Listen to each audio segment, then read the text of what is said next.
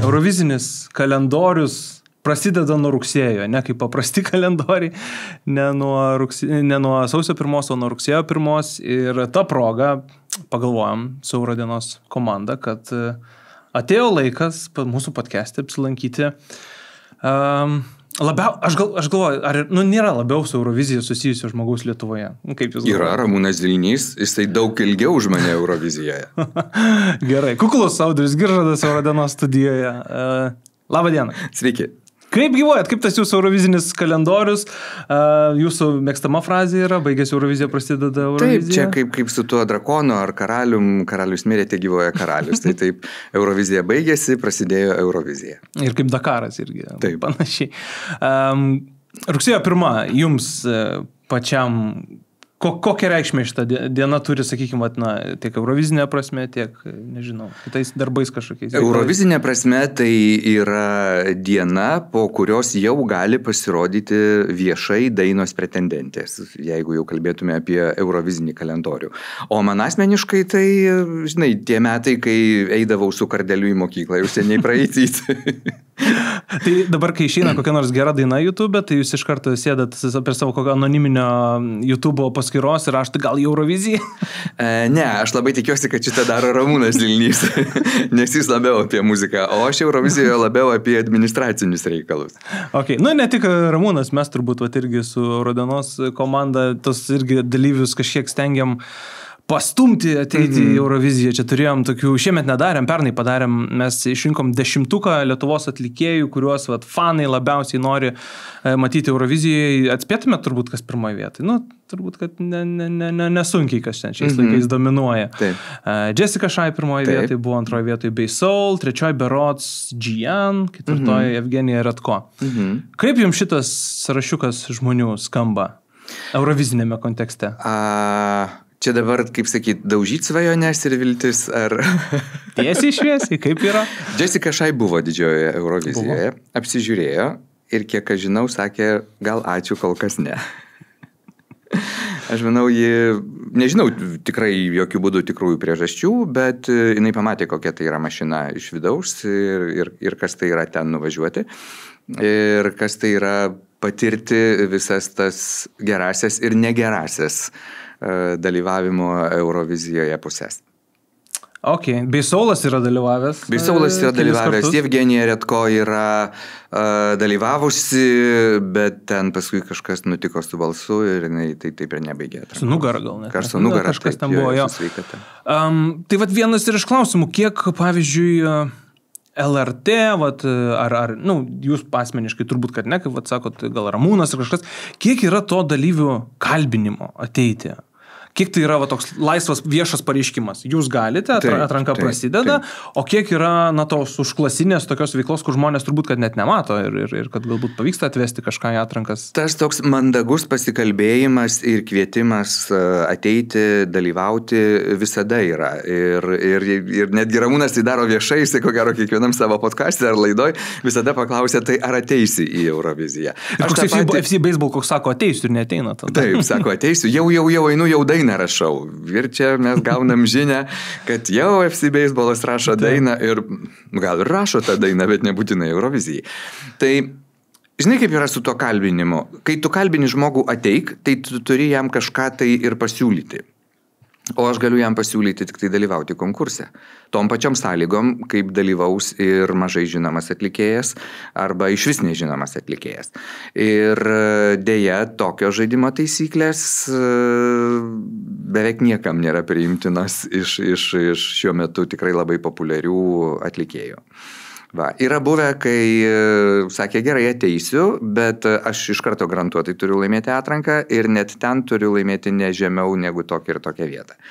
Tai nei vieno, nei kito mes pažadėti negalim. Ne? Taip, prašau, ateik dalyvauti tom pačiom sąlygom, lygus tarp lygių. Ir tada jau sakoma, ačiū labai, ateity tikrai. Kai bus uždara atranka. Taip. Bet uždara atranka Lietuvoje turbūt niekada nebus. Aš kažkaip taip įsivaizduoju. Na, bet tu artimai bendrauji su fanais ir esi jų lyderis, pasakyk, jeigu mes dabar rytoj imtume ir paskelbtume, kad bus uždara atranka, ko sulauktume iš jūsų? Šiaip žinot, tu profesionalus fanas, gal pasakykime taip, tu profesionalus fanas. Išprotėjęs. Taip, bet ką mums pasakytų tiesiog publikos atstovai? Jeigu šalia to ateitų atlikėjas ir daina, kurie matytume, kad realiai yra Eurovizijos potencialus nugalėtojas, sakykime, su ta mintim, jis gal ir neėjo į atranką, nes bijo kažko tai, ten to konkurso lygių sąlygų, tada gal to, bent jau tarp karščiausių fanų turbūt, kad nebūtų kažkokio tokio didelio, aš bent jau ir kaip įsivaizduoju, kaip sakytų žmonės, kad, eksperimentas, pabandom. Bet tu pameni, kad Euroviziją žiūri nuo jauno iki seno. Ar ne? Ir visi yra ekspertai. Ir jeigu, tarkim, įvyktų ta mūsų svajonė ir Jessica Shy, arba Beisaulas, arba Evgenija Redko sakytų, gerai, važiuoju. Jeigu uždara atranka, sutinku, važiuoju. Ar ne? Tai ką pasakytų tie Eurovizijos fanai, kuriem vis dar mylimiausias atlikėjas yra su visa meile ir pagarba Stasys Povilaitis amžinatilsį, ar ne, arba Edmundas Kučinskas. O tokių tikrai yra ir tokių yra nemažai. Aš vis pasakoju istoriją, kaip vieną kartą mūsų per šeimos kalėdinį susiėjimą, per pietus vėl kilo šitą diskusiją, tai kaip čia bus Eurovizija, nesgi kalėdos ir jau čia pat viskas įsibėgė, ar ne? Ir aš tada sakiau jau tą savo tokį firminį dalyką. Gerai, ką tu siūstum, ar ne? Tai buvo nuo to, kad kategoriškai turi važiuoti daina Paukščiai. Taip, be abejo. Viskas geriausia visų laikų daina turi Paukščiai ir turi šitą dainą važiuoti. Nesvarbu, kas ją dabar dainuos, bet tik Paukščiai. Nesvarbu rugsėjo pirmosios. Ne. Jau nežinau, kurių metų rugsėjo pirmosios, nebesvarbu, ar ne? Iki to, kad numačiut, ką jūs nusikalbat. Kas tie Paukščiai ir kas čia ta per daina tokia. Tai va, kaip dabar suderinti visų norus? Tai suprantama, kad jeigu jau mes išrinktume dainą ir atlikėją, tai trečdalis jau čia daugiausia būtų patenkinti, o visi kiti vėl ne. Aš dabar galvoju, uždaros atrankos turbūt daugiausiai vyksta tose šalyse, kur nėra tokia populiari Eurovizija paprasčiausiai. Kur nėra labai populiari Eurovizija arba yra labiau toksai, žinai, kaip sakyti, įsakomus tonas. Dar visoj tvarkoj ir santvarkoj. Jo, pavyzdžiui, Austrija, kokia šiemet pas juos, aišku, bus supopuliarėjimas Eurovizijos dabar vis tiek. Jie grįžta po atrankos po ilgesnės pertraukos, tai visas tas naujienas rasite, aišku, Eurodiena ir Eurovizija LT puslapiuose tikiu. Bet gerai, mes kalbam apie tas taisyklės atlikėjim ir taip toliau. Visai neseniai paskelbtos ir Lietuvos atrankos taisyklės, pokyčiai, visi svarbiausi dalykai. Tai jeigu dar kažkas nematė, priminkim, kas keičiasi tiesiog, nes, vis tiek, formatas iš esmės daugiau mažiau panašus lieka, į ką atkreipdėmėsi reikia. Formatas lieka panašus, tik tai su tokiu skirtumu, kad nebelieka perdainavimo 3 dainų. Finale. Nes jis tiesiog jau atidirbo savo funkciją. Nebelieka balsavimo telefonų skambučiais, lieka balsavimas telefonų žinutėmis, bet, kaip žinia, jau nuo šių metų telefonų kortelės yra registruojamos. Tai mes tik dėl šios priežasties ir laikėm žiūrovų, tiksliau komisijos viršenybę virš žiūrovų balso lygiųjų atveju, kad tų telefono kortelių galėjai pirkti kaip bulvių parduotuvėje, užsirašai Mickey Mouse'as ir jau tu užsiregistravai. Dabar jau šita galimybė teoriškai bent jau yra dingusi, pašalinta ir jeigu nori, tu turi užsiregistruoti visiškai oficialiai savo kortelę. Tai prašau, dabar ta yra permaina žiūrovams, kad lygiųjų atveju nugali tas atlikėjas arba atlikėja, kuris arba kuri turi daugiau žiūrovų balsų. Tai vadinasi, nebereikia perdainavimo.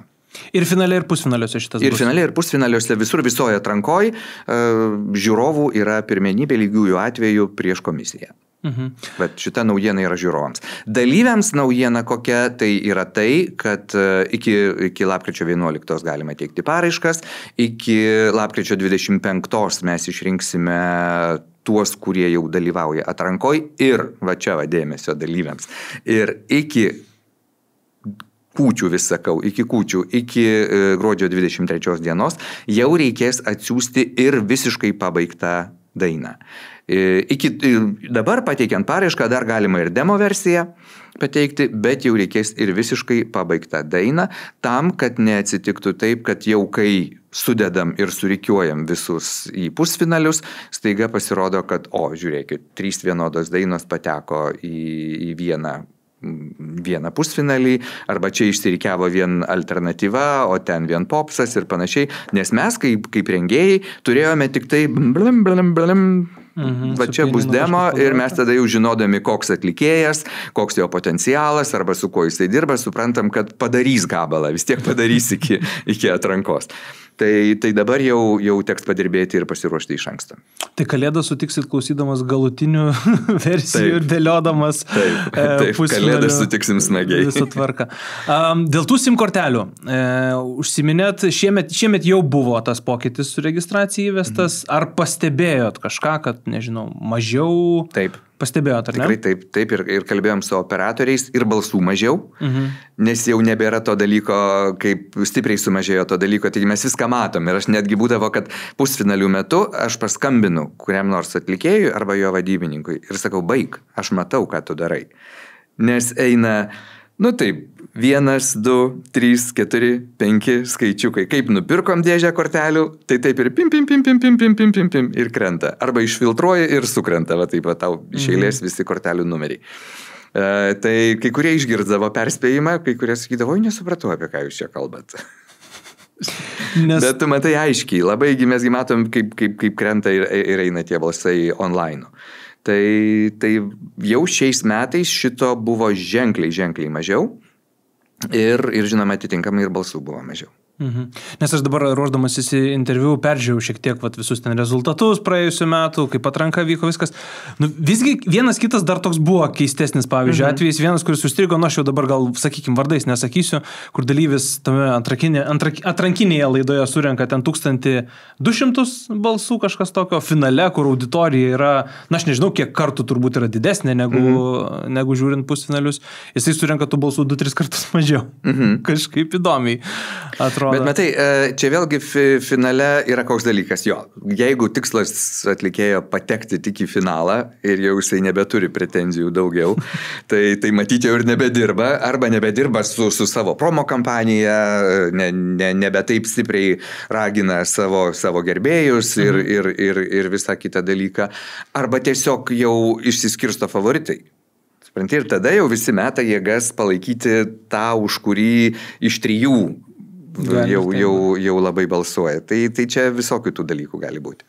Kitas pasikeitimas ir toks įdomus sprendimas, ir čia irgi vieno iš mūsų euro draugų, mes taip vadinam tos žmonės, kurie remia Eurodieną visus metus netgi, ačiū Jums už tai. Viktoras klausė, finalas penktadienį. Taip. Ar tai lėmė arenos užimtumas, ar čia LRT sprendimas buvo? Taip, tai rėmė ir arenos užimtumai, ir kitų renginių šalia buvimas, ir kitų pramoginių renginių išankstiniai paskelbimai, kada jie bus. Taigi turėjome žiūrėti, kur ir kada yra laiko, ir turėkit omeny, kad Eurovizija nevyksta tą vieną dieną finalas. Ar ne? Mum arenos reikia iš viso 3-4 dienom. Tai vadinasi, finalas šiandien ir mes žygiuojame tas visas dienas atgal. Ir jeigu arena sako, sorry, išparduota, sorry, užsakyta, sorry, nėra tų laisvų dienų, tai tada dairomės po visas arenas ir ieškom, kur yra tų dienų tiek, kiek mums reikia. Už tai, kad yra didžiulis statymas, paskui yra repeticijos, yra visas generalinės repeticijos, tai techninės repeticijos, tai nėra taip paprasta. Iš ryto pakabinau viską, greitai parepetavom dieną ir vakarė jau einame į eterį. Ne. Nėra rizikos penktadienį daryti, nes žmonės įpratę turbūt, kad šeštadieniais vyksta. Ir aš atsimenu, berods, man atrodo, 2013, kai Pojavis dalyvavo, man atrodo, irgi buvo ne šeštadienį finalas. Ten buvo, man atrodo, tada Euromaidano visokie įvykiai. Ten tikrai, gana keistų laikų vyko ta atranka ir sakau, man atrodo, finalas buvo gal ketvirtadienį ir aš atsimenu balsų skaičius, buvo kraupus. Ką padarysi, kiek balsuos už su tiek ir išrinksim. Bet šiaip tai aš kažkodėl galvoju, kad penktadienis yra gera diena renginiui. Jeigu auksinį protą LRT nerodys, tai tada... Reikės pasitarti su Arūnu Valinsku. Bet penktadienį iš tikrųjų nėra rizikos. Mes žiūrėjome ir visus ten sportinius renginius ir transliacijas ir taip toliau. Tai kad neatsitiktų tos bėdos, kai staiga sporto transliacija ir turim laukti, kol jinai pasibaigs, o jinai dar užsitęsia ir tada jau visa ta Eurovizija nuvažiuoja kažkur tai į naktį ir tada visi tuo piktinasi, jau tada ir Rokas Jan blogai, nors šiaip arenos pilnas, ar ne? Ir viskas, iki šiol prieš jį jaučiu kaltę ir jau atsiprašiau. Tai šį kartą išeisime tuo valandom tradiciniu savo laiku, bet penktadienis, tai prašau, paskui galima ir švęsti atlikėjai.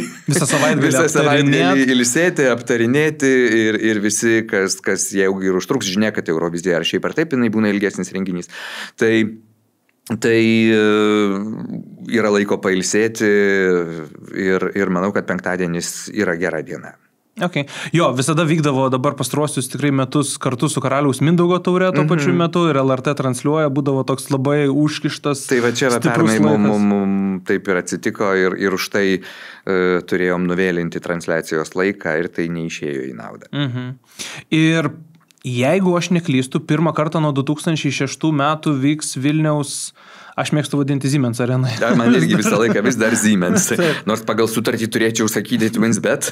TwinsBet? Bet taip, man vis dar pavadinimas Siemens. Pirmą kartą nuo tada nebuvo, man atrodo, per jūsų visą laiką, kiek jūs esate delegacijos vadovas.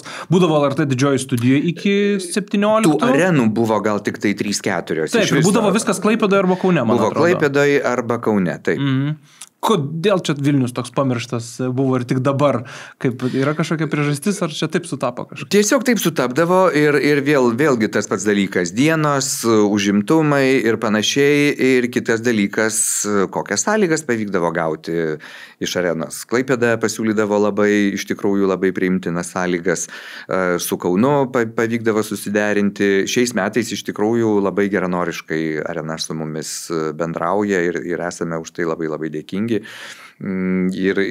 visais patarimais, ir visais know-how areniniais organizavimo ir išsidėstymo. Taip, kad iš tikrųjų esam labai patenkinti šiemet bendradarbiavimu su arena. Ir vyksta penktadienį, vasario 27. Berods, tai iš Eurovizinės fano perspektyvos irgi penktadieniais retai turbūt kas vyksta, vis tiek pagrindė būna šeštadienis. Paprastai visi nusitempė didžiosios to šalys, jau tos kataloginės, elitinės ir etaloninės šalys, kol priejau prie to žodžio, atsirinkau pagaliau. Tai tos irgi nueina jau ten, kiek galima arčiau deadline'o. Tai šiuo atveju galbūt pabėgsime ir nuo jų. Tai va, tai ir fanai turės, bus gera proga yra kai kuriems galbūt ir kitiems užsienio fanams atrasti Lietuvos atrankos finalą, kuris tikrai labai stiprus būna pastaraisiais metais, nes bus penktadienį nesikirs tikriausiai su kažkokiais tai kitais finalais, nes būdavo ten Lietuva vis su Latvija kažkaip labai sutapdavo, mes panašiu metu tą pačią dieną rinkdavomės, pernai, man atrodo, Estiją žiūrėjom, Sanremas gal savaitę anksčiau būdavo, kažkaip taip. Ir irgi vienas iš žiūrovų klausimų, dabar tik pamečiau vardo, neužsirašiau, bet žmogus kalbėjo apie tai, kad kai kurios užsienio atrankos daro transliacijas YouTube su angliškais komentarais. Suomiai daro iš viso angliškai, ukrainietiškai, rusiškai, samiškai, švediškai, ten pas juos pernai 9, gal 12 kalbų buvo. Ar nebūtų minties LRT padaryti ir užsienio gerbėjams transliaciją su anglišku komentavimu? Minčių tai yra, ar ne, bet biudžetai yra tokie, kokie jie yra. Ir dėja mes turime tilpti į tą biudžetą ir su atrankų pusfinaliais, ir su didžiaja Eurovizija. Tai kadangi vis dėlto pirmoji vietoje yra mūsų žiūrovas ir mūsų auditorija, tai aš jau geriau daugiau investuosiu į vizualą, į tai, kaip renginys padarytas, kaip jisai pastatytas, negu kad nugvelbsiu kažkiek nuo tos eilutės ir pasodinsiu pliuse, pavyzdžiui, dar anglišką komentatorių. Jūs nepamirškit, kad dar mum ant galvos stovi ir aklieji, ir kurtieji, kurie visi irgi nori, kad transliacija būtų pritaikyta ir jiems. O tai irgi yra lėšos. Tai padaryti gerai, pavyzdžiui, kurtiesiems transliaciją su tuo visų vaidinimu, tai tu negali pasodinti vienos gestų vertėjos ir jinai tau mojuos, ar ne, išvers tik dainos tekstą. Taip Eurovizijoje neveikia. Tie, kas esate matę, tai žinote, kokių ten spektaklių būna. Taip, ištisi spektakliai. Tai jeigu mes kalbam, kad dar ir tokį reikia padaryti, tai tie biudžetai jau tada braška per visas pusės. Todėl atleiskit, bet kol kas dar idėjų tai yra ir norų dar yra, ką galima padaryti prie transliacijos. Bet turime tilpti į savo finansinių galimybių ribės. Na gerai, bet kai ieškosit žmogaus angliškai kalbančio, numerį mano turite. Okay, gerai. Paskambinsit. Gerai, labai gerai apie lėšas užsiminėt ir irgi vieno iš žiūrovo Emilio klausimas apie tą sumą, kuris yra skiriama visiems dalyviams po 1500 eurų. Ir jisai svarsto, ar nebūtų tikslingiau, sakykime, tą sumą skirti jau nugalėtojui ir būtent tam galutiniam Eurovizijos pasirodymui. Tai nepamirškim, kad nugalėtojas gauna. Jisai gauna visus tuos pinigus, kuriuos mes uždirbame ir uždirbsime iš skambučių, kuriuos LRT gauna, nes nepamirškim, kad dar operatoriai pasiima iki šiol. Tai pasakysiu taip, jeigu dabar jau sutartis ta baigėsi, tai galiu pasakyti, jeigu skambutis kainuoja, arba balsas kainuoja 90 centų, ar ne, tai mes gaudavom trečdalį tos sumos. Tik tai. Tai vat visa šita ir dar mokesčiai įgyta, viskas ten yra. Tai visus šitos pinigus mes ir atiduodavome atlikėjui, tai yra vienas dalykas. Ir dar LRT nuo savęs dar pridėdavo, nuo metų priklauso, tarp 10-15 tūkstančių eurų atlikėjų. Tai atlikėjas gauna. Tas jau nugalėtojas, jisai gauna iš mūsų pinigų ir iš jūsų pinigų, iš visų mūsų pinigų pasirengimui. Bet mintis mūsų skirti kiekvienam atrankos dalyviui kilo iš to, kad, kaip sakyt, mes kaip televizija gauname didžiulę programą.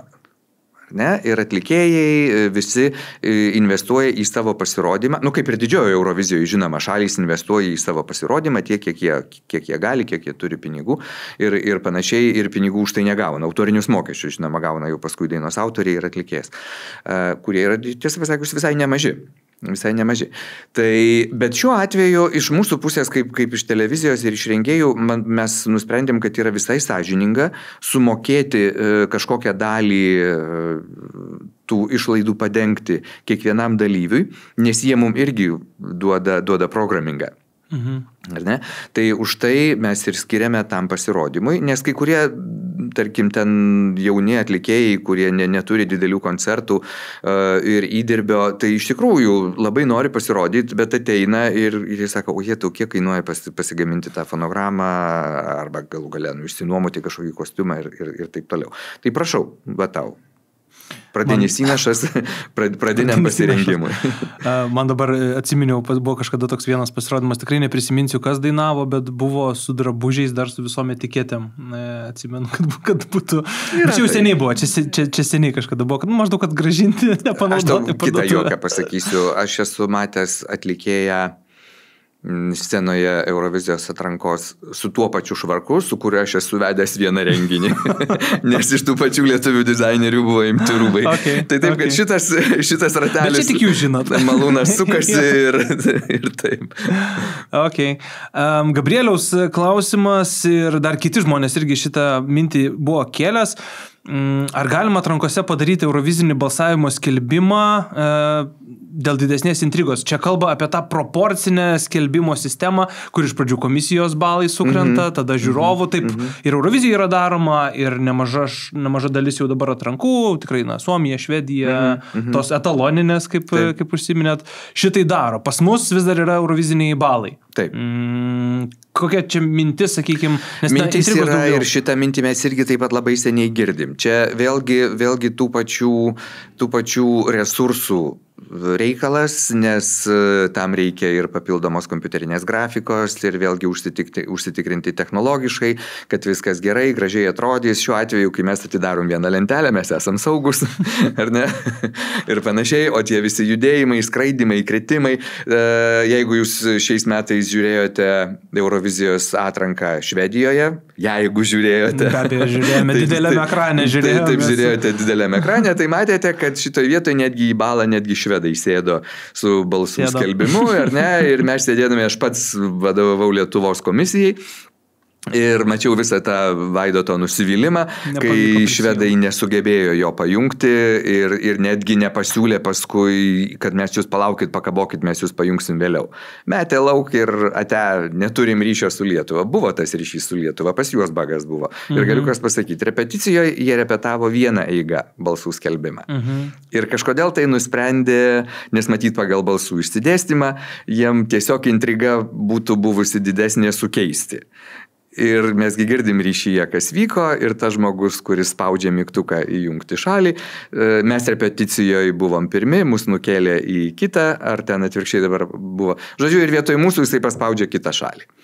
Ten net ir, man atrodo, ir matėsi, jie pačioje transliacijoje. Jie įmetė kitą šalį. Airija gal net įjungė, aš kažkaip gerai atsimenu. Ir ta šalis irgi nustebusi, kodėl mes. Vaidotas jau šneka, sakau, nevark, nebešnekėk, mes jau ne eteryje. Okay. Tai tie dalykai yra technologiškai rizikingi ir kol kas mes taip step by step, tuo labiau, kad dar šiemet ir ta nauja balsavimo sistema bus įdiegta ir atrankoje ir mūsų finale, tai grinai norim kol kas dar saugiai. Tai šiemet dar versim balsus į eurovizinius balus. Pamatysim. Nes vienas iš pavyzdžių, kurį irgi vienas iš žiūrovų prisimena, tai tas, kad kai nedaroma ta proporcija, sakykim, tai 2021, kai buvo Rūpai su ten 70 000 balsų ir Gebras antroje vietoje su 7 000 balsų, jeigu būtų kažkokiu būdu komisijos balsavimą laimėjęs Gebrasi, visi 70 000 Rūpų balsų būtų kažkur tai iš šono patraukti. Nenuvertinkit jūs taip komisijos, klausykit. Neteisingai, komisijos neprigrybauja. Nes pastaraisiais metais, jeigu prisiminsite, tai beveik visada sutampa. Nesutapo Linkytė, bet ten per porą šimtų balsų. Taip. Tarp kitko, pernai būtų komisija Šiaurę siuntus, ne Silvestrą. Šitas buvo. O daugiau tai turbūt, kad nelabai daug tokių atvejų ir būna. Gerai, dalyvių pritraukimą aptariam. Katarsis, darbas su Katarsiu. Taip. Daug žmonių čia, kai tik tai jie laimėjo Euroviziją, pergyveno, kad jie čia visiškai nešnekus, čia nesusišnekėsim. Gal net ir jūs pergyvenot kažkiek, neatsimenu, ar kažkur tai buvo? Tiesą pasakius, ne. Ne? Ne, ir aš lauksiu, kol tu baigsi klausimą ir tada jau... Tai kaip galiausiai sekėsi dirbti? Aš tau turiu pasakyti, kad tai buvo vienas iš lengvesnių darbų su Katarsiu. Taip, buvo tam tikrų momentų ir netgi Vilniaus oro uoste išskrendant ten buvo šio to. Vienas nejaukiausių ten buvo. Bet iš kitos pusės, žinai, jie tokie straightforwarded vaikinai. Ir kai ištiesė mikrofoną žurnalistė, tai kaip jaučiatės? Ar bijot?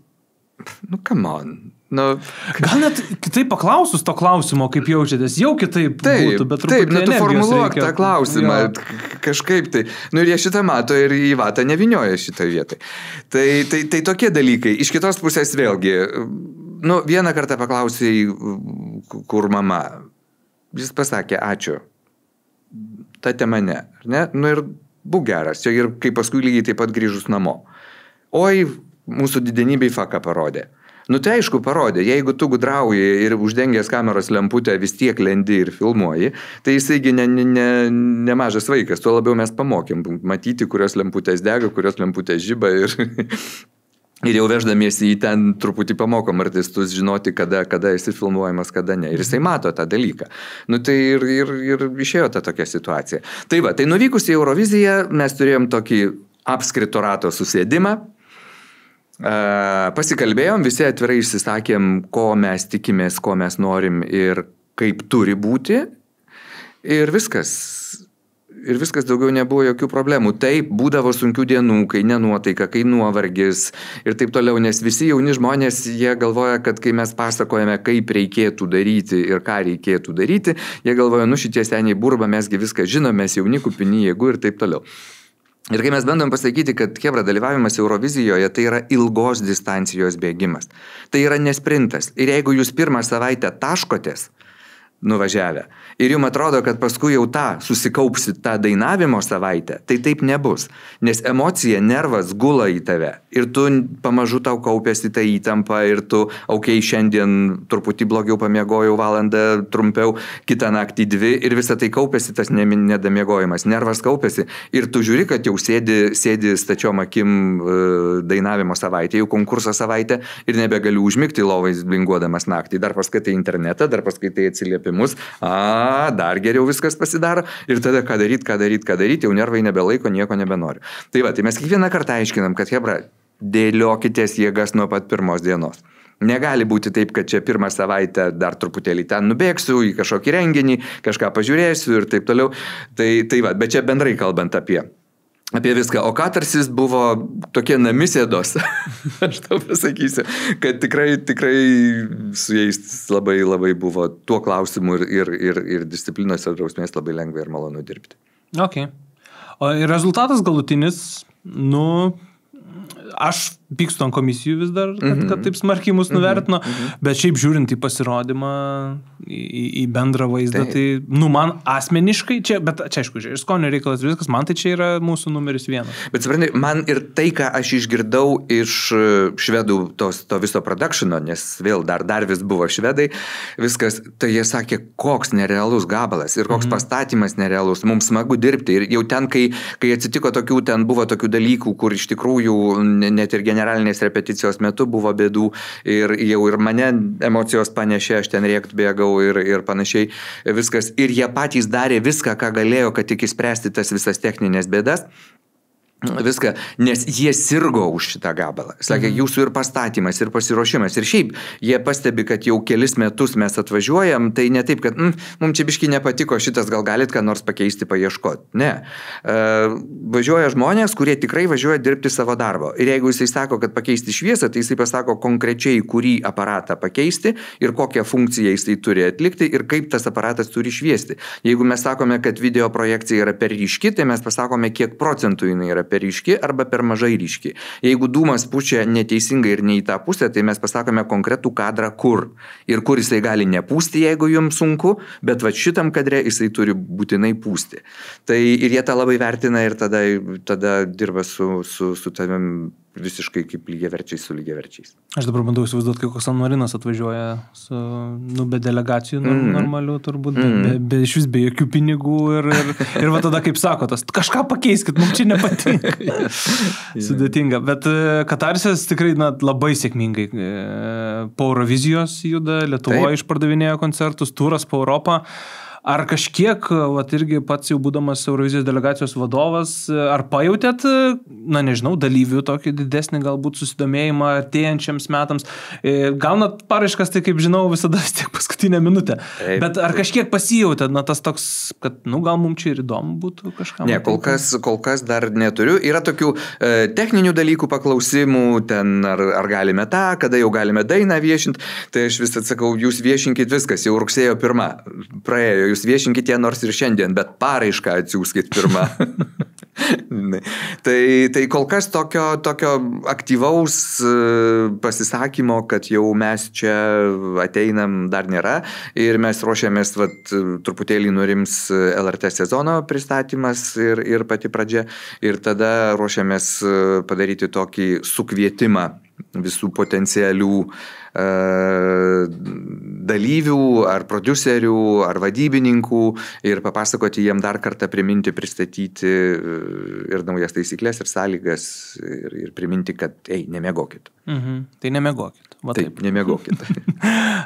Ir mes jau užsiminėm irgi iš esmės, kaip paskutiniais metais Lietuva atrodo Eurovizijoje, tai mes vadinam taip aukso amžium mūsų dabar čia. Smagu girdėti. Tikrai, gražu yra paskutiniai.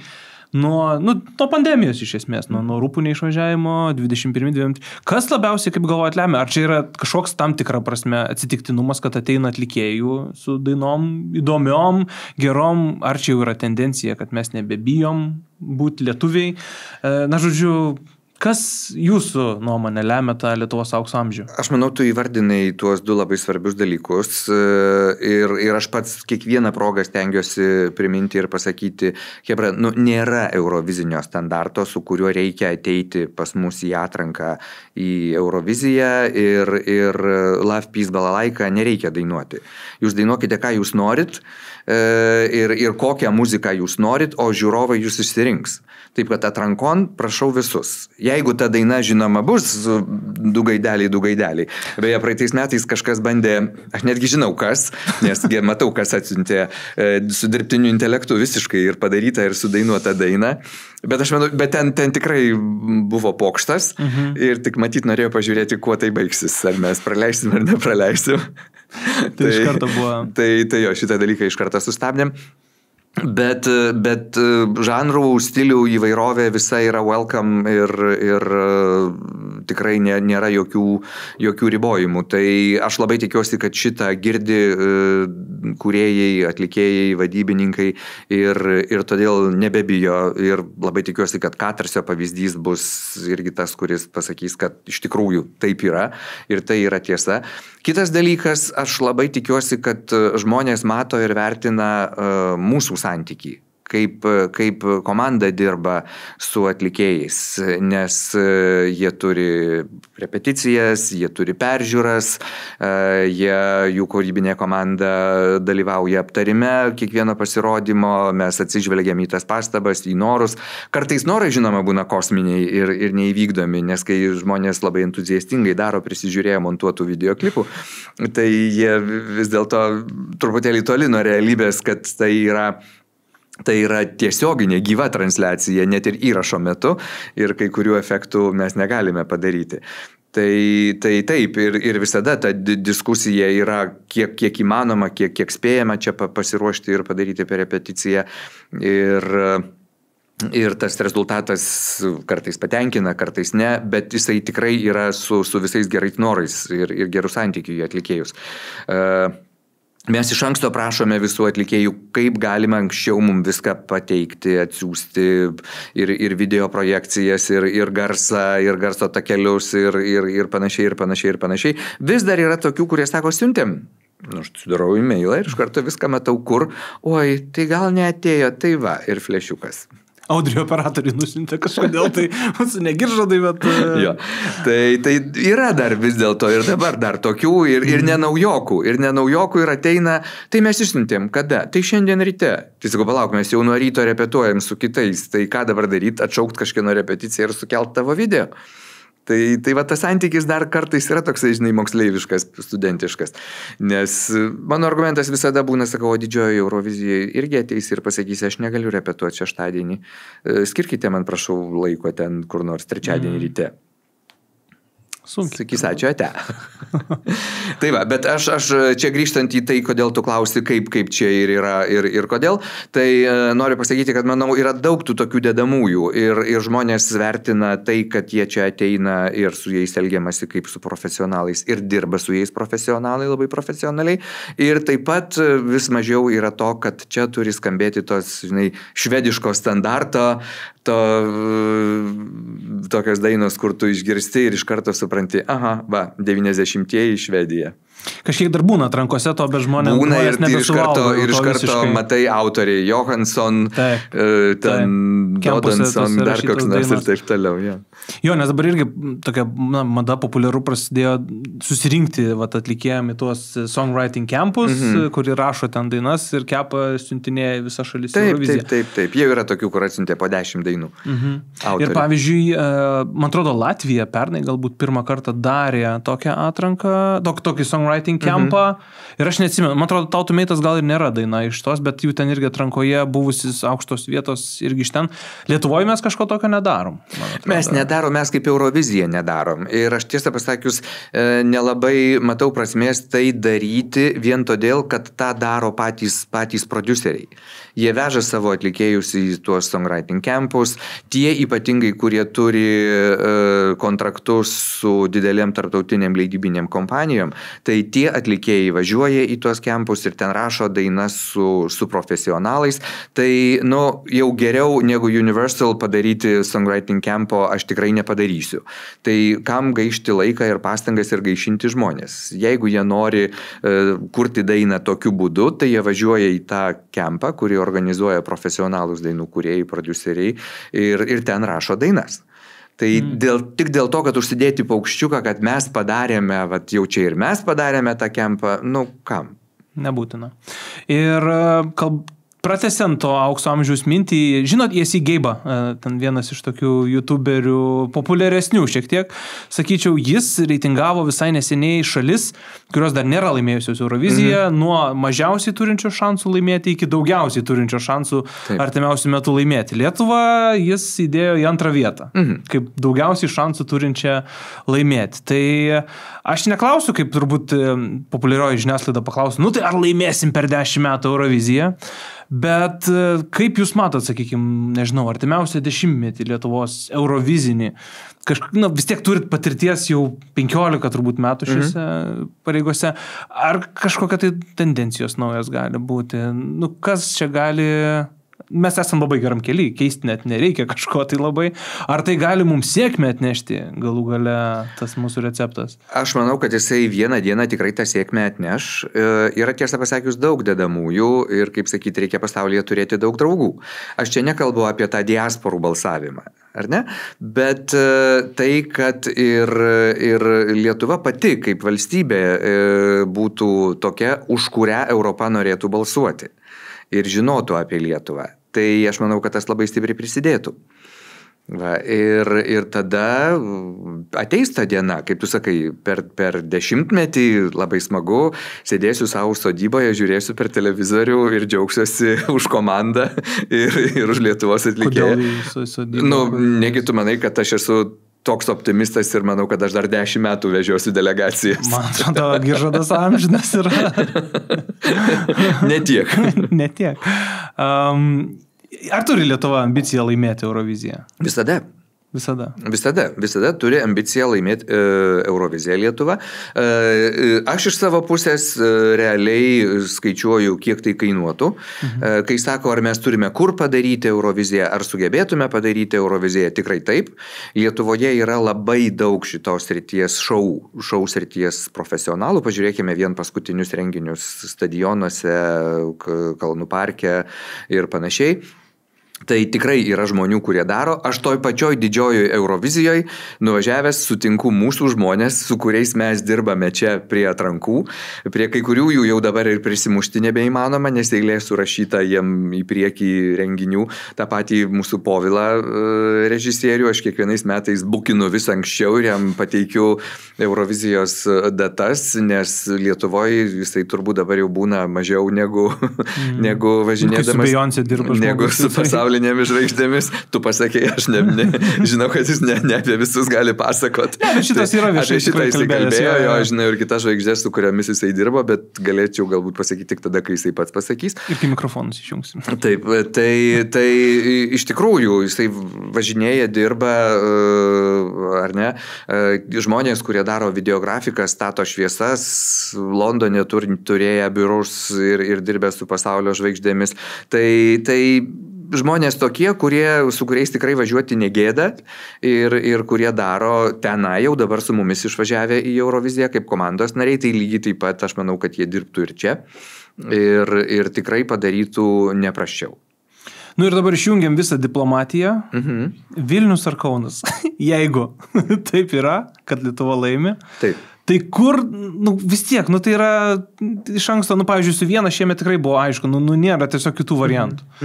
Pas mus variantai, man atrodo, kad labai realūs abu yra, ar ne?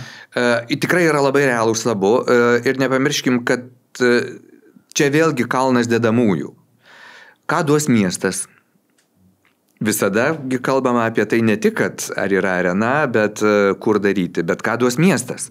Kaip miestas pasiruošęs, ar miestas prisijims. Ir jeigu aš, kai sakiau, kad mum Eurovizijai finalui reikia arenos 4 dienom, tai čia reikia arenos 2 mėnesiam.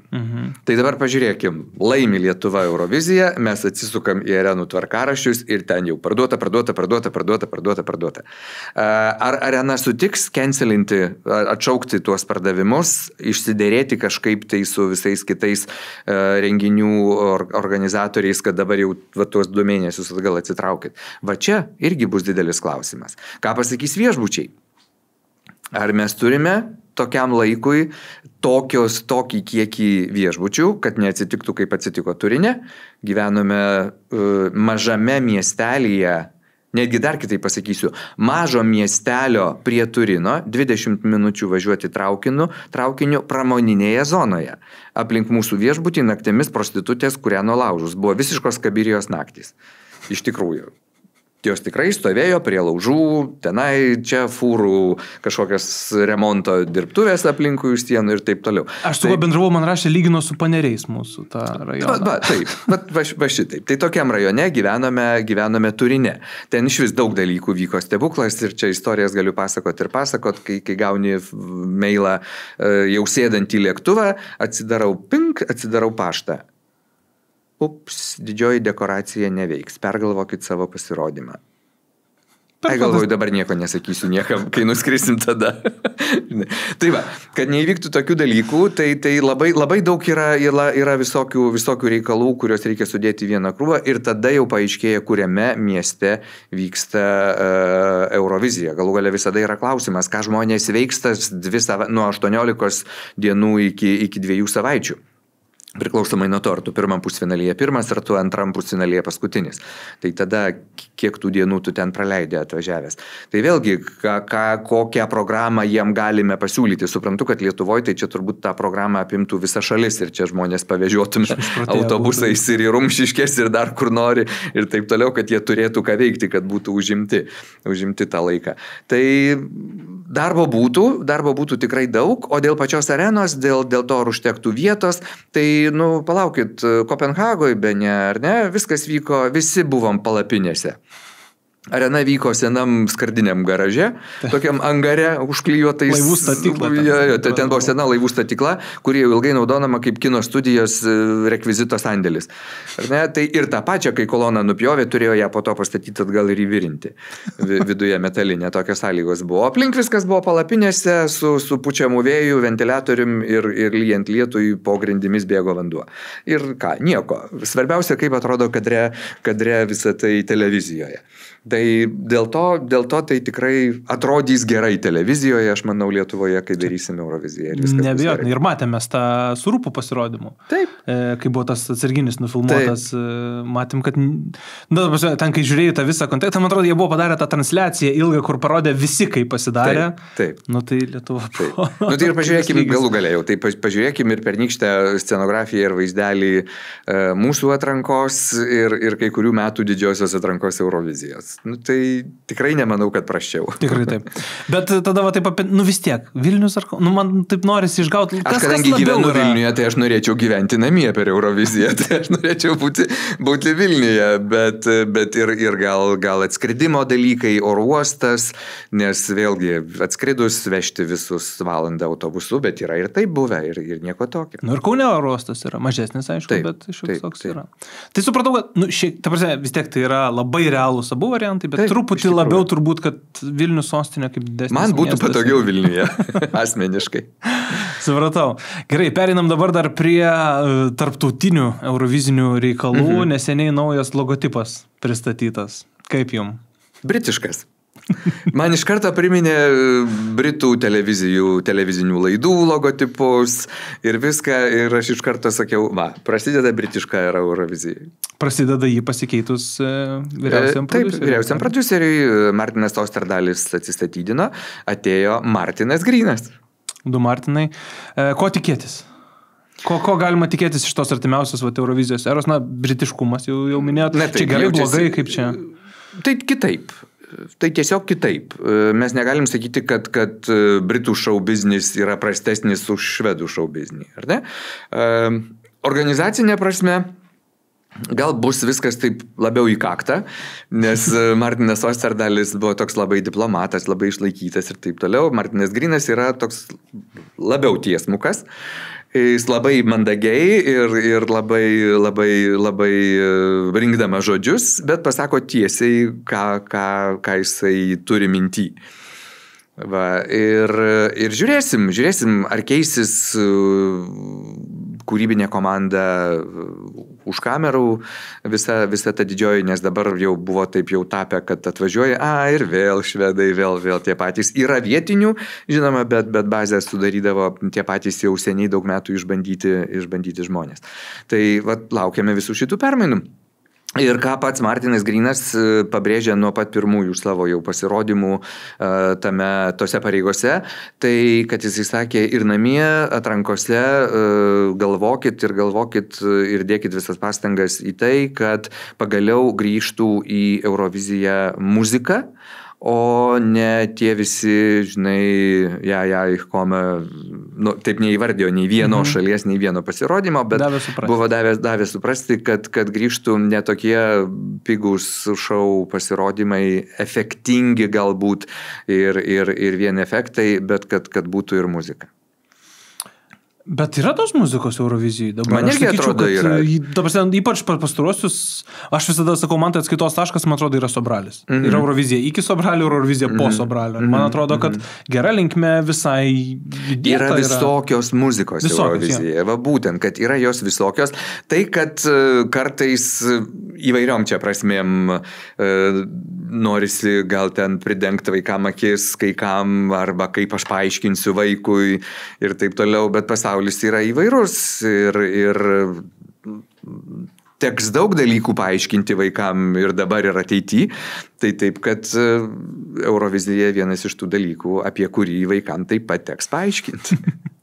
Tai sakot, britiškesnė Eurovizija bus, aš galvoju, o Liverpoolyje, kai vyko Eurovizija, tai Britai ją iš esmės rengė, ar ten buvo ten darė viską Britai, viską darė Britai, taip. Tai bus daugiau Liverpoolio, mažiau Malmės. Galbūt.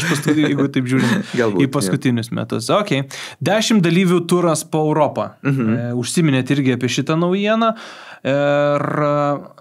Ar įmanoma, kad tas vienas iš miestų būtų Lietuvoje? Nežinau. Čia vėlgi toks dalykas, apie kurį mes dar lyg ir neturėtume jau čia taip labai garsiai kalbėti, bet kaip aš ir sakiau patiem organizatoriam, tai palaukit, aš turiu tą įrašyti taisyklės. Jeigu jūs norit užsitikrinti ir iš mūsų iš karto prašote užtikrinti, kad visi dalyviai to be available būtų prieinami dalyvauti tame ture po didžiosios Eurovizijos, jeigu jie bus pakviesti. Tai mes turime tą įrašyti į taisyklės, tai jau yra vieša bent jau iš mūsų pusės. Tai Vilnius, manau, kad nėra didžioji sostinė, nes mintis yra tai, kad 10 miestų, 10 didžiųjų arenų, 10 didžiųjų Europos miestų. Tai bent jau šią minutę abejočiau, jeigu ir atvažiuotų į Baltijos šalis, ar tikrai Vilnius yra ta sostinė, kurioje įvyktų vienas iš tų koncertų. Tai įvairių tenai dabar yra tų svarstymų ir įvairių minčių apie šitą turą. Yra šalių, kurios iš karto sako, bet kaip mes galim savo super duper žvaigždės įpareigoti važiuoti į šitą turą, kai jie iš vis nenusiteikia dalyvauti kažkokiuose jungtiniuose koncertuose, jie per didelė žvaigždės. Čia Italija turbūt, kokią aš įsivaizduoju, tai man... Aš čia neįvardinsiu šalių, kurios apie tai, nes kai kurios šalys jau turi pasirašę kontraktus su didelėm žvaigždėm dalyvauti ir dar juos įpareigoti dalyvauti šitam ture. Jeigu jie pateks į finalą ir į 10, tai yra didelis klausimas. Iš kitos pusės, tai vėl mėnuo. vėl išeina mėnuo, nes yra tam tikras pasiruošimo laikotarpis, repeticijų laikotarpis ir tada jau tas turavimas, ar ne, tai tu dar mėnesių į tą maratoną įtrauki atlikėjus, o kaip žinia, kai kurie iš jų paskui, jeigu ne į ligoninę, tai į sanatoriją iš karto važiuoja taisyti sveikatos, nes įtampa visasgi pasiruošimo laikotarpis ilgas ir tos 2 savaitės Eurovizijoje trenkia per sveikatą ir tikrai norisi poilsio, o čia tu dar mėnesių įsikinkai. Ir negali daryti turbūt labai ilgos pertraukos, nes jau tada visi pamirš, nebus įdomu. Taip, čia reikia važiuoti kol karšta, iš tikrųjų. Ir daugelis atlikėjų, žinodami, kad jie dalyvaus Eurovizijoje, jau susiplanuoja koncertus, nes kalk geležį kol karšta. Ir mes nerūpam, o Katarsiui tą patį visą laiką kartojom, hebra. Tas iš karto, pirmoji savaitė, pirmas mėnuo yra, kada jūs galite labai daug. Ir nepraleiskite šitą šansą. Iš karto nauja daina, iš karto naujas klipas, iš karto naujas repertuaras. Atsiprašau, čia aš neišjungiau garso savo telefone ir mano messengeris pypsi. Jo, tai daug kas šitą karštą geležį ir nusiteikia kalti tą mėnesį po didžiosios Eurovizijos, kaip be pasisektų. Tas mėnuo yra tavo. Tai vėlgi žmonėm reikia atidėti. Taip, dalyviam iš karto yra pasakyta, jums bus mokami pinigai, jūs ne už ačiū čia važiuosite, artistai turi gauti honorarus už savo darbą, bet ar tai yra interesas visų atlikėjų, ar ne, tai nežinia. Taigi iš to paties Martino Grino pasakymas yra gana griežtas, kad tai yra sąlyga dalyvauti Eurovizijoje, mes tai ir įsitraukėme į taisyklės, suprantame jų norą populiarinti didžiąją Euroviziją ir kažkiek ją netgi ir monetizuoti, bet ar iš tikrųjų viskas susiklostys taip, kaip yra planuojama, matysim. Čia labai drąsus turbūt, kad planas, 10 iš karto tai planuoti, galima vienais metais pabandyti 1, 3, 10 taip iš karto. Žinai, kaip ten sako, svajok drąsiai. Tai... Išsikelia dabar tokius tikslus, o paskui kaip gausis, matysim. Vienoje jūs kartą jau buvot. Taip, buvom. Austrijoje. Ko galim tikėtis iš austrų kaip iš rengiančių Euroviziją, nors jūs, kaip sakot, užkulisiuose dažnai būna tie patys švedai, britai. Taip, bet aš dabar bandau prisiminti, kas buvo Austrijoje. Ir neprisiminsiu, nepasakysiu tau dabar iš karto. Iš mūsų atstovų tai buvo Monika. Aš žinau, kas buvo iš mūsų atstovų. Tai buvo Monika Linkytė ir Vaidas Baumila. Ir 2 vadybininkai, Tylos ir Romas Michailovskis. Buvo irgi vidinių užkulisių. Jo, buvo ten tam tikrų momentų. Žiūrėsim, kaip čia bus šiemet. Bet nepamenu, kas buvo production'e tuo metu. Bet manau, kad ten buvo daug vienos irgi, daug austrų atstovų, nes jie gana stiprus. Tai matysime, kaip bus šiemet. Kaip austrai, žinia, punktualų žmonės, kruopštus. Tai ta prasme, tokių žinučių kaip iš italų, aš tik labai tikiuosi, kad nebus. Okay. O apskritai irgi vienas iš dalykų, apie ką kalbama, čia irgi dramblys kambaryje, eurovizinis, taip sakykime, yra Izraelis. Mes čia neseniai išgirdome irgi apie tai, kad šalys, bus kažkada tas sprendimas dėl Izraelio. Vienos šalys grasina, jeigu Izraelis dalyvaus, mes traukiamės, kiti sako, jeigu bus išmestas, mes traukiamės. Teisybė yra tas, kad yra prailgintas laikas, iki kada šalis šiemet galės pasitraukti iš Eurovizijos be jokių baudų, būtent laukiant to sprendimo. Informacija yra konfidenciali, bet paieškoję internete mačiau jau kažkas nutekino, tai gal taip išsisuksiu nuo atsakymą. Supratau, jo. Tai tuomet ir tas sprendimas dėl Izraelio. Mes čia, Lietuvoje turim vieną požiūrį į Izraelį ir akivaizdu, jis yra gana vieningas bent jau viešojoje erdvėje ir mes, aš manau, kad čia neverta kalbėti apie jokius ar turėtų ar neturėtų. Bet vienas dalykas, kaip labai tiesiogiai Eurovizija liečia, tai yra tas balsavimas, reklamos, manipuliavimas tam tikras balsais ir 2024 buvo pirmas kartas, dar galvojam, kad gal išimtis. Šiemet buvo antras kartas. Akivaizdu, jokiais scenarijais ta daina pirmos vietos žiūrovų balsavime nebūtų žėmusi, jos dabar internete niekas neklauso, niekam ji yra neįdomi ir taip toliau. Kokių pokyčių šitoj vietoj įmanoma tikėtis, kad kažkas keisis, kad būtent tą situaciją išspręsti? šitą situaciją labai mato organizatoriai ir dabar mes kaip tik rugsėjo mėnesį turėsime kitą savaitę skrendu į delegacijų vadovų susitikimą, kur apie tai taip pat mums bus pristatyta, kokių žingsnių nutarta imtis, tam, kad išvengt tokios įtakos balsavimui. Ir vokiečių kompanija Once taip pat pristatys savo stebėseną, jie atliko tyrimą, tai laukiame dar tų rezultatų, beje, Once taip pat organizuos ir mūsų balsavimą internetinį Didžiojoje Eurovizijoje, čia viena iš mūsų naujienų, ne tik Didžiojoje, mes išbandėme tai jau šiais metais per Didžiosios Eurovizijos transliaciją, jie bus mūsų balsavimo organizatorius, techninis organizatorius ir atrankoje ir finale. Lygiai taip pat ant su kortelėm bus lygiai galima taip pat su banko kortelė. Viskas bus kaip ir Didžiojoje Eurovizijoje. Tai tie, kas tai bandė, tie žino, vienu paspaudimu, ten išskirstai tuos savo balsus, tau iš karto matai, kiek jau tau tai kainuos, pokšt paspaudai ir tai turėsim tas žinutės, gal kur atlikėjai savo. Turėsite, taip, turėsite ir šitas žinutės, tai yra į taisyklės įrašyta mūsų taisyklės, kad atlikėjai privalo dalyvauti šitų padėkos žinučių filmavime, visi tikrai bus ir šitos žinutės, ir vaizdeliai su dainų pristatymais ir nuotraukos. Jo, aš iš karto pasakysiu, aš dar nežadu, kad visas dainas galima bus klausyti iš anksto kažkokiam tai vienam portale, vienoj vietoj sudėtas, ko mūsų vis prašo daug fanų. Nes vėlgi, kaip sakiau, dėl tos pačios priežasties, kai kurie atlikėjai jų taip ir neturi iki galo paruoštų, tai tam, kad sąlygos būtų vienodos, jeigu nėra visų, tai tada nėra nei vienos.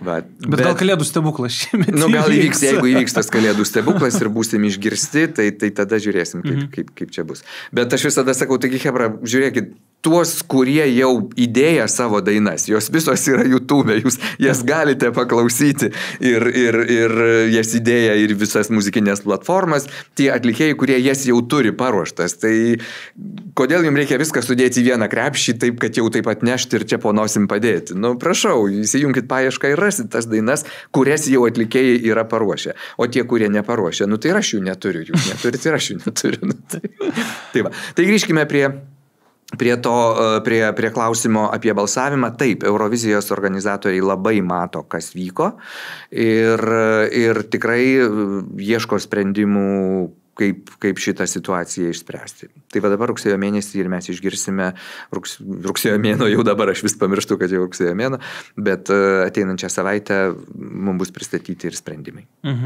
Vienas iš to, ką skvarsto fanai, yra toks jau tiesioginis. Dabar 20 kartų galima balsuoti už atlikėją, kad tą skaičių reikia mažinti, kai yra taip manipuliuojama ryškiai, bet čia automatiškai ir pinigų atsisakai. Turbūt, kažkoks toks yra svarstomas dalykas. Na gerai, bet tai mes sumažinsime iki 10, ar ne? Bet tai tiesiog sumažės visur proporcija iki 10. Ar ne? Proporcingai susitrauks tų balsų skaičius, bet vėlgi tai, kas buvo padaryta, juk nepabalsavo kažkas 30 kartų, kai leidžiama 20. Ar ne? Vadinasi, buvo visom įmanomom priemonėm ten mobilizuotos bendruomenės ir taip toliau, užkurtas visas internetas ir kas tik tai nori suinvestuota į reklamą. Va, kaip šitą išspręsti, kaip šitas sąlygas suvienodinti, va, čia yra klausimas. Ar tu paliksi 20 balsų, ar paliksi 5 balsus? Tai tada visi turės po 5 balsus. Ir tas, už ką nebuvo užkurta kompanija, lygiai taip pat turės tiek pat. Svarbiausia, kad girdima, kad matoma, kad daroma, kaip girdžiu. Dar norėčiau jūs į 24 truputį nukelti Nyderlandų diskvalifikaciją. Neturiu jokių įvedimų dalykų. Kaip jūs pats tą situaciją atsimenat? Iš vis ta diena buvo kažkoks košmaras. Tikrai taip. Pasakysiu atvirai, nes jeigu būčiau turėjęs plaukus, tai turbūt būčiau grįžęs jau žilesnis, negu būčiau natūraliai, nes ir Nyderlandų kvalifikacija, ir Silvestrą reikėjo, atsiprašau Silvestrą, jeigu girdi, ir čia išduodu tavo paslaptis, bet reikėjo surinkti iš gabalų, nes ten įvyko konfliktas backstage, kuriame Silvestras tiesiog buvo šalia. ten įvyko konfliktas tarp Bembi ir tarp Izraelio atstovės ir mes iš pradžių pagalvom, kad ten Bembi puolė, nes jinai nepėščia. Izraelio atstovė pasirodo ne visai, ten kaip ir iniciatyva buvo iš kitos pusės. Ir tas konfliktas, o atlikėjai ten buvo palikti vieni ir man priekaištas, aš savo vis, kodėl aš tą Silvestrą palikau tenai vieną. Jie jau buvo išrikiuoti eiti į paradą. Tenai ir mums pasakė, viskas, delegacijų vadovai jau palikit šitą vietą, čia lieka vieni atlikėjai, vieni artistai ir taip toliau. Ir ten liko tie tvarka prižiūrintys keli savanoriai ir atlikėjai. Nu ir tada ten sprogo visą tai. Tai išnešė Silvestrą iš pusiausvyros visiškai. Nes, kaip ir tie žmonės jo draugai, ir Britas, ir Bembi, ir Nemo ten šalia, jie tikrai jam padėjo ir parodė jam dėmesį. Bet mes matėm, kaip jisai sunkiai padainavo generalinėje repeticijoje ir tą momentą, nežinau, ar tu pameni, kur jisai dar lyg ir kažką sakyti ir nuleido mikrofoną ir išėjo. Ir ten reikėjo pastangų, kad viskas sugrįžtų į vėžes, viskas laimingai, jisai susiėmė ir tikrai puikiai padainavo finale, bet buvo tų emocijų. Ir beeinant jau į tą backstage, jau leidžiantis tuo, aš tą mūsų kelią visada vadinu Eurovizijoje žaliąją mylę. Už tai, kad... Kaip iš filmo? Jo, kaip iš filmo. Už tai, kad tu eini tais etapais, po tos visus rūsius, ten čia sustoji, čia garslą patikra, čia tau ausinės, čia prisega mikrofonus, čia stovėk, čia lauk, čia tie grįžta, padainavę, vieni kitiem paslimoja ir taip toliau. Jau čia tas paskutinis momentas, jau čia lydintieji asmenys, tai yra aš ir vadybininkas jau viskas jau jūs atskiriam, čia jau tik atlikėjas, eina, žinai. Ir viską, yra toksai, ta įtampa auga, paskutinis patepimas jo, ir jau čia atsidaro durys, ir jau ten juos nuveda visiškai jau prie pat scenos.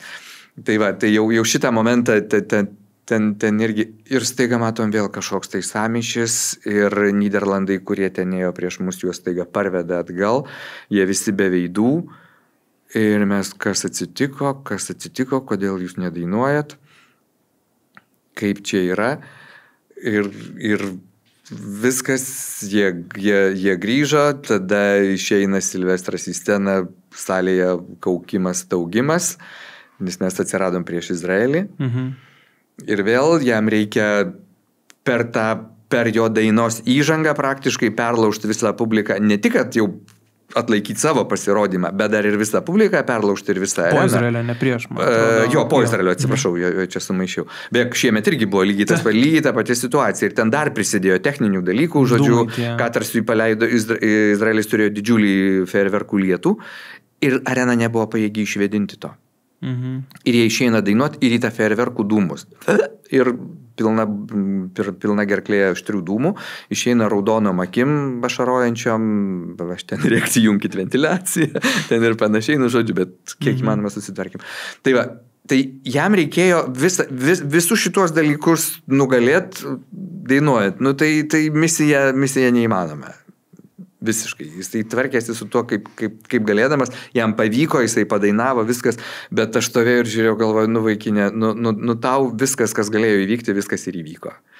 Žinai, čia dar betruktų, kad nukristų kas nors. Tai jau, žinai, bet emociškai tai jam buvo neįmanoma. Ir mes tada klausėm visi, kas, delegacija nieko nesako. Niekom nežinau, aš dar ten paskui jau, kadangi mūsų kambariai buvo šalia, nesgi ta eiga, kokia tu eiga į sceną, tokia taip ir šalia kambariai išdėlioti. Jau aš jau seniai pažįstami delegacijos vadovai, sakau, kas nutiko, kas pasidarė, jie visi užsidarė, nieko, nei žodžio nesakysim. Ir man labai gaila, nes tais metais delegacijos vadovas buvo Tuonas neištariamą pavardę, kuris buvo porą metų Italijoje, jisai buvo production vadas, produceris, be galo profesionalus žmogus ir šiltas ir labai mielas ir labai geras su juo dirbti ir po tų poros sėkmingų Eurovizijų jis jį pagaliau paskyrė jau kaip bonusą matyti jam už tai delegacijos vadovu. Ir tau toks dalykas ir jis daugiau nebegrįžo kaip delegacijos vadovas. Tai. Ir paskui paaiškėjo, kad nebuvo ten nei smūgio, nei nieko. Ir jeigu taip jau visai atvirai kalbant, tai aš suprantu, kodėl taip padarė atlikėjas. Už tai, kad ta mergina, kuri ten fotografavo, taip jinai akredituota Eurovizijos fotografė. Bet kai atlikėjas ruošiasi lipti į sceną ir viskas, va tau čia tie laiptukai, o fotografas ateina ir va šitaip tau fotoaparatą kiša ir tuf. Vieną kartą pasakė, atsitrauk. Būk geras, atsitrauk. Tai mes ką darydavom? Tai aš tiesiog su bekais pasitariau, sakiau, davai apstojam ratuku. Ir neprileidžiam, tiesiog be jokių žodžių, be nieko. Užkiši petį, tu matai, kad neateina. Vėl taip lyg netyčia atsistoji prieš tą fotoaparatą, taip ir žaisdavo. Nes tu jai kaip ir pasakyti, eik iš čia negali, jinai akredituota, jinai turi teisę. Dirba darbą galų galia. Jinai dirba darbą, bet žinai, mes irgi savo fotografam delegacijoje irgi lygiai taip pat sakydama, klausyk, turi zoomą. Ir operatoriui, turi zoomą. Aš suprantu, kaip prikiši fotoaparatą. Čia matosi veido poros ir labai meniška nuotrauka išeina. Bet šiuo atveju pakalbėkime apie žmogaus ir atlikėjo emocijas. Tu jam trukdai tuo metu elementariai. Atsitrauk. Ir visi suprantam, kas vyksta. Ir visi priimam žaidimo taisyklės. Šiuo atveju mergina, matyt, jautėsi, jinai tikrai šauni, puiki, profesionaliai fotografija, entuziastingai dirbanti savo darbą, bet į paprašymą nelįsk, jinai nesureagavo. Ir tada įvyko konfliktas. Gaila, iš tikrųjų labai įdomu būtų buvę, nes jau mes turėjom tokius metus, kur ten 3 šalis virš 300 taškų surinko iš žiūrovų, man atrodo. Nyderlandai tikrai jie būtų irgi lipęs, kažkas būtų turbūt pakritę, dar ten būtų būtų istoriniai tokie metai, ir tapo istoriniai. Tapo istoriniai visom prasmėm. Kiek iš kitos pusės. Dar vienas iš pastarųjų metų pokyčių tai buvo komisijų pašalinimas iš pusfinalių ir prieš šių metų konkursą jau kažkokios kalbos buvo, kad gal grąžins. Yra tai svarstama? Tai ir pačios šalys, kai kurios siūlo grąžinti, nes mes matom, kad, kaip sakyt, Eurovizija iš pradžių, kad buvo norėta daugiau atiduoti to sprendimo galios žiūrovams, ar ne, bet tai atsisuko lasda kitų galų, kur tokie pasirodymai, apie kuriuos čia mandagiai nutylime, neįvardindami šalių, jie susirenka tą momentinį žiūrovų tokį valio balsavimą ir tada vėl kyla klausimas, o tai apie ką Eurovizija ir kur muzika, o kur tiesiog Ihkome, žinai, tai... Bet Ihkome buvo labai geras pasirodymas, labai gera daina, aš buvau didelis fanas, būtų mano valia, aš būčiau Suomijai šiemet, turbūt, ne jie, aš būčiau radęs, kam dar labiau atiduoti, bet šiaip tą visą kontekstą įmant, kaip jie pastaraisiais metais gerai atrodo, aš manau, kad Suomijai labai nusipelno pergalės greitų metų, bet čia vėl kiti dalykai. Ir irgi vienas iš paskutiniųjų tokių temelių dar vaikų mažoji Eurovizija. Patransliavom. Ar metus ar 2 dabar galvoju? 2 metus patransliavom. Ir buvo kalbama apie tai, kad vienas ar kitas sprendimas bus priimtas. Tai apie tai, kad Lietuva kol kas lyg ir negirdėjau, kad grįžta? Ne, tikrai negrįžta Lietuva, nes nieko gero buvo su tuo žiūrimumu. O kainuoja dalyvauti, tai be ne tiek pat, kiek didžioji Eurovizijai. Vėlgi mes negalime paimti, jau iš vis kalbant apie vaikų Euroviziją, tai tuo labiau padaryti uždaros atrankos, nes čia, žinai, atviroje atrankoje ten tėveliai kardais vieni prieš kitus. tai uždaroje atrankoje, tai po uždaros atrankos, tai čia iš viso suvalgytų mūsų visais viduriais. Tai tikrai ne. Užverčiam tada mes tą lapą, ar ne? Užverčiam tą puslapį, nes padaryti atranką kainuoja tiek pat, kiek suaugusių Eurovizijos atranka, tam, kad jinai būtų verta vaizdo, verta dėmesio. Ar ne? Daryti blogai nesinori, o žiūrinčių, tai dėja tik draugai ir giminės. Tai va. Supratau. Tai ką, manau, kad pagrindinius dalykus turbūt, kad tikrai aptariam. Ko palinkėsite Eurovizijos fanams artėjančiam sezonai? Žiūrėti, balsuoti ir dar vieno dalyko žiauriai noriu paprašyti. Jau kai išsirenkam tą atlikėją, tai jeigu tai yra jūsiškis, nepalikite jo paskui suvalgyti tiem, kurie už jį nebalsavo. Nes labai dažnai atsitinka taip, kad mūsiškį jau išrinko, ramu, darbas padarytas, valio, susitvarkys toliau pats. O tie, kas balsavo už kitą, nenurimsta. Ir tada lieka tas atlikėjas suvalgytas, paliekamas suvalgymui priešininkų. Tai palaikykite jį ir toliau, rašykite jiem palaikymo žinutes, skambinkite jiem, mokyt, grokit, bet taip, mums jau rodo laikas baigti, ačiū, to įbaigsim, bet iš tikrųjų nepalikite to atlikėjo. Ir jeigu vis dėlto bus išrinktas ne tas, už kurį jūs balsavote, supraskite, tas žmogus ten didžiojoje Eurovizijoje ir už jūs tenai dainuoja. Tai susitaikykim su tuo, kaip jau atsitiko ir palaikykim visom prasmėm. Arba bent jau nekeikim. Labai geras palinkėjimas.